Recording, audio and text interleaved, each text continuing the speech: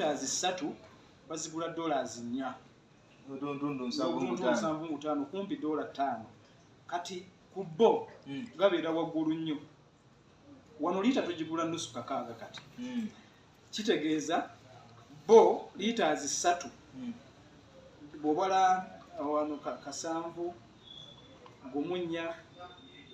gumu nga kitundu galoni emu ogumu ekitundu bafunamu liters mmeka bafuna 3 gumu kitundu bafunamu liters 3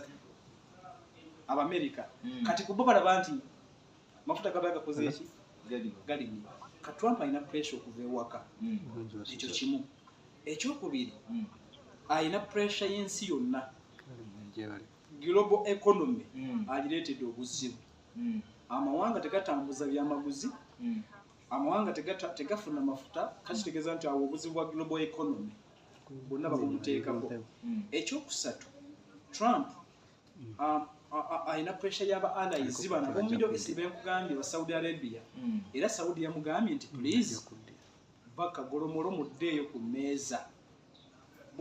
bogamba nti oyezeeyo kifuba olutalo automatically luba luzeemu ate oba ogenda kukosa ekonomiya ogenda kuddamu otukose Trump okumanya nti Saudi Arabia yabadde serious nnyo ku luno yatuuse n'okumugamba nti singa okikola tugenda kugala airspace yaffe eri America ekyo kiba kinene tugenda kugala airspace nzomu ku bantu abakkiriza nti Saudi Arabia mu position mwali agikozeseza bulungi era Saudi asobola okukozesa position ye ekifo mwayimiridde nga Saudi Arabia n'akomya olutalo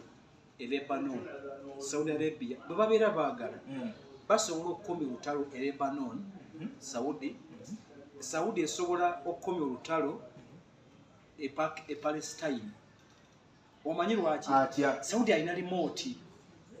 eruwa yone alina remote ya America Saudi asobola okunyiga Omumerika n'alagira bulagizi Isirayiri ne kiba bwe babeera baagadde era saagala nnyo kwogera ku ggwanga eryo era kankubuulire bano baawa Iran mukisa obuwagizi Iran bwabadde nabo mu lutalo lwonna omanyi Iran abadde tawagirwa basiraamu bokka obumu ku buwagizi Iran bwabadde alina mu lutalo kuba nti yavaayo n'ayimirira bwamu ne Palestine ng'aga Iran nga yeyeka agamba nti bannandi Palestine mumuveeko okitegeera abakulembeze ba Hamas Palestine nga bagenda Tehran ate noweewuunye basunni naye okunoonya cover okwekweka nga bagenda Tehran mu bashiya wandibadde olowooza nti bandibadde bagenda Saudi Arabia ffenna wetumanyi nti wewala ekitebe kyaffe ng'abasiraamu naye nga tebagendayo because nga tebasuubirayo buyambi bwonna kati Iran neye positioninga ng'eggwanga erisobola okutaasa Abawarabu n'Obusiraamu nga toyawudde nga tosoose kubyawula nti bano basunni bano baki Iran ebadde yepositioninze ng'oggyeko bamaseeka zino oba nkuyite obutakkaanya obadde wano waffe budde obiraba bali bashiya abakafiiri kati ebyo n'ebirala omanyi mulimu eby'omunda naye ekifaananyi kya Iran mu nsi yonna ebadde epositioninze nga eggwanga erigezaako okulwanirira abaki abasiraamu n'Abawarabu wabula ekyo Iran kyebadde ekola Saudi yandibadde ekikola olw'ensonga nti Saudi Arabia erina se ku basiraamu okusinga Iran nti Saudi Arabia asobola okudictatinga n'agamba Abawarabu nti kaakati amafuta gaffe tugakutte Saudi n'agamba Qatar Bahrain n'agamba Jordan tekinyiga mu America yekka ensi yonna Mungu asobola okukuwa ekintu nga tokimanyi naye ekyokuwanyisa Mungu kyeyawa Abawarabu mafuta ekyo kyakulwanyisa tebakimanyi weapon ennene gye basobola okukozesa okufuga ensi tukiraba saawa eno eyo weapon kati Saudi Arabia bw'ayimirirawo nga Saudi n'agamba wano tusibe America kumakya omusanga ku maviivi ku luggi lwa Saudi Arabia taata tusonyiwe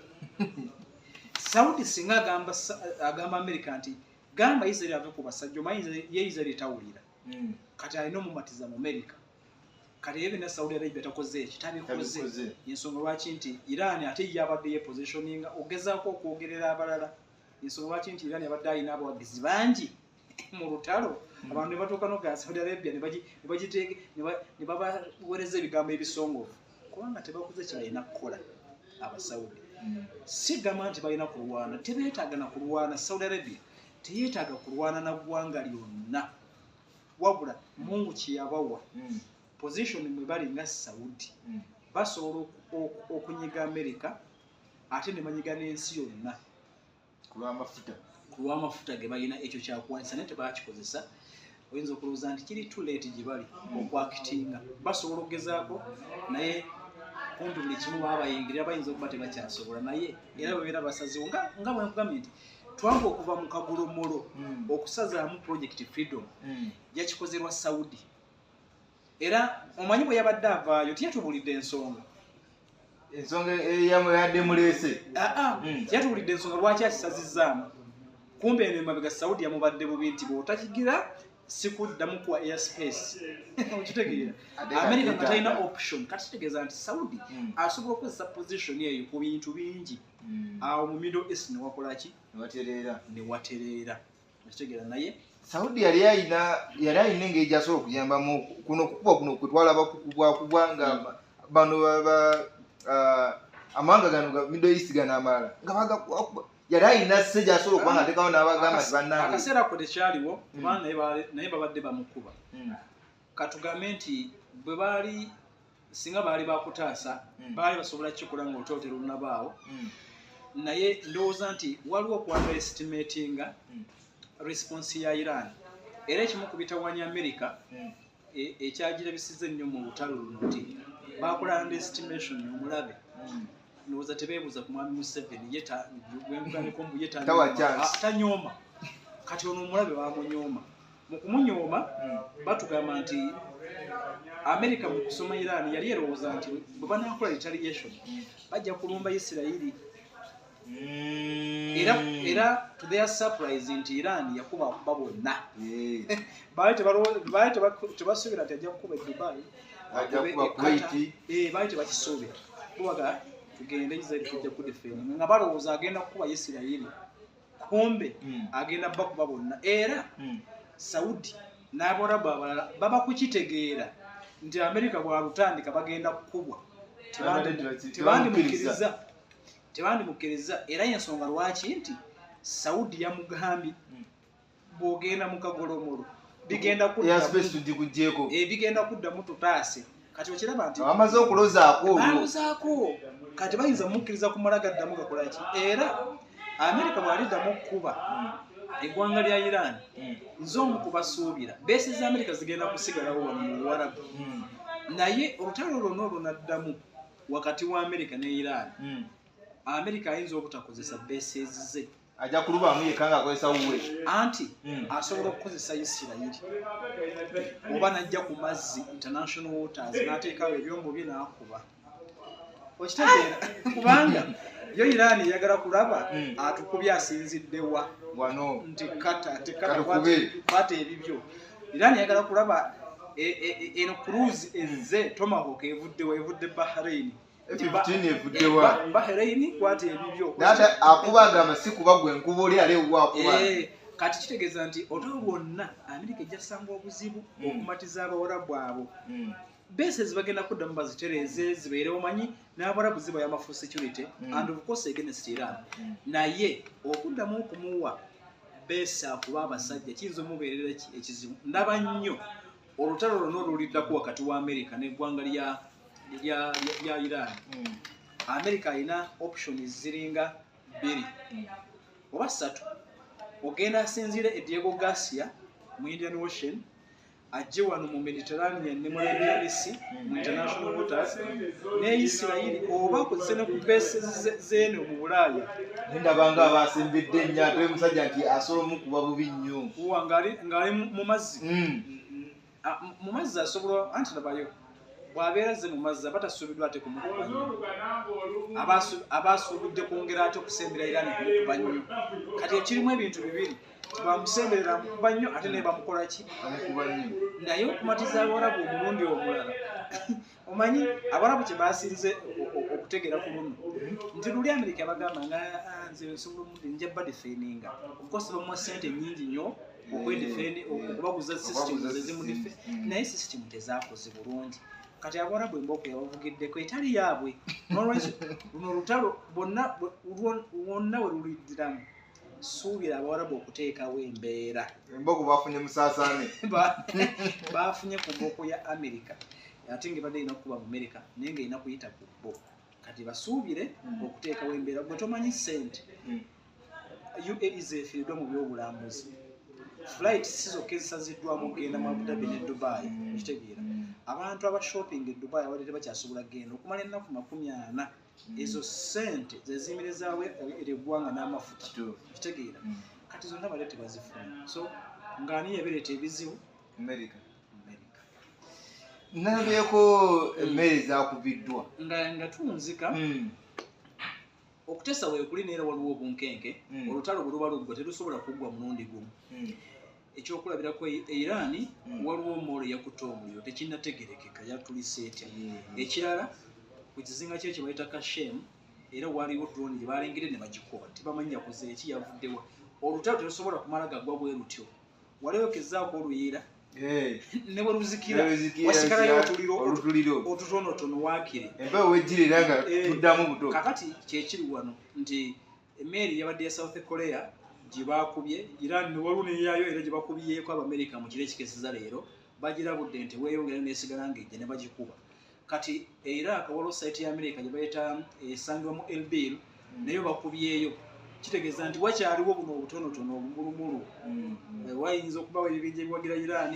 kati ekirala ekyabaddeyo okusweta obuvumuzi nti Iran yagambye tennakuba ku gundi tennakuba ku Dubai UAE ate Amerika agamba nti bwamukubye so obumulumulu bukyaliwo wakyaliwo okutulika n'obunkenke naye ndowooza nti bagenda kuformalizinga Trump alina pressure Trump tagenda kukkiriza diiru ya Iran olw'ensonga nti munafu wabula alina pressure nene ayagala kukivaamu naye nagamba nti Amerika baba akivaamu alina kivaamu muki mu sitayiro etamuswaza eraga nti okugenda ngenze naye ndi wamaanyi nyiza n'okudda ekya era Trump agenda kusigala alabula Iran nti mwe temukoze kibi nja kujja era mu ddiini muno mulimu okubalondola mu ddiini zebagala okukola kyokkiriziganyako mulimu okusigala nga babalondodde naye Trump ng'eraageranye ku muntu gwe bakutte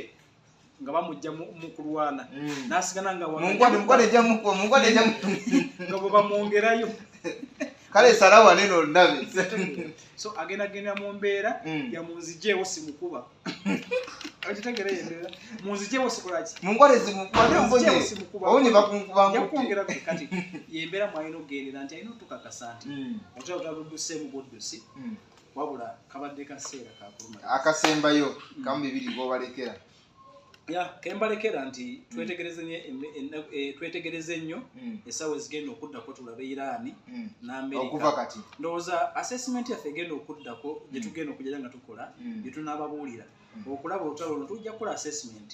Amerika afiiriddwa ki Iran afiiriddwa ki ku meeza ani awangudde ani yawangula mu lutalo kati ffe omanyi tulina bawa analysis ne bategeera bo ne bajaji webali nnyo webaye eddagwena ate atugoberera Bal FM nawe abadde ku TikTok kosa ate ne extra coverage kosa Fluid Media webaye nnyo gwena ate atugoberera akaseera kano tujja kudda sobola okuba nga tukutemyatemera ensonga olutalo lunaaba lukomye oba binaaba biganye. Assalamu alaikum warahmatullahi wabarakatuh.